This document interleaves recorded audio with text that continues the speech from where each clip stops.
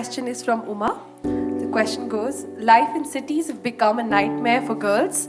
Groping, leering, lewd comments in public transport are a norm that girls have to put up with and unfortunately don't raise their voice against. What to do about such upsetting civilizational evils? It's an unfortunate reality. At that moment, I know what is the reaction and what is it that we feel like doing. That's a different matter.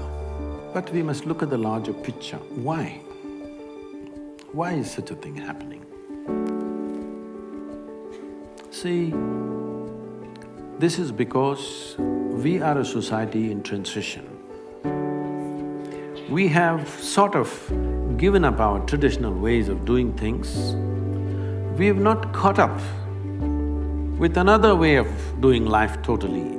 We're just hanging in between for too long. In the sense, probably 30 to 40% of the young people that you see in the cities are migrants, they've come from elsewhere. One thing is, when you're in a new place, you can afford to be irresponsible. They won't behave like that in their own village, okay? Because there are consequences. Here they are new. And another thing we have to address, if we have to look at it compassionately, is if he was in his village, his mother, his mausi, his atte, somebody would be talking, see, we're going to get you married to that girl, see that girl? That is going to be your wife. Whether it's going to happen or not, that's not the point. He thinks there is a solution for his hormonal struggles. Yes, it's a reality, come on. Between the ages of 15 and 25, this is at its peak. So, even if there is no physical solution, there must be a solution in thought and emotion that he knows that, this year you're going to get married, no, this year the crop is not good, okay, you'll get married next year, they may postpone it 5 years, but he is living in that comfort that there is a solution for him. You take that guy and transplant him into Bangalore city. He's just a wild creature. He's living somewhere, 10 people in one room.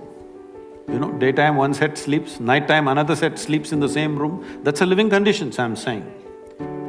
And there is no family, there is no any kind of balancing factor in him, there's no society for him, it's just dog-eat-dog world for him. And for his hormonal stuff, there is no solution. Nobody is telling him that girl is for you.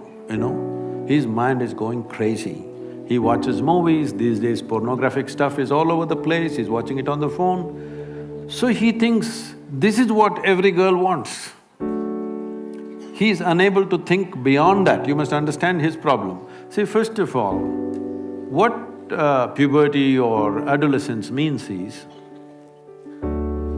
see, when you were, let's say 10, 12 years of age, you looked at somebody, they were just fine.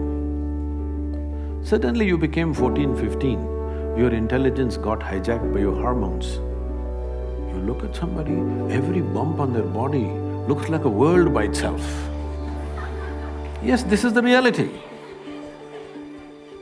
Now, that guy who is transplanted from a village to here, and his idea of a woman was his mother or his mausi or somebody, now he's seeing young girls here, the kind of girls that you only saw in movies maybe.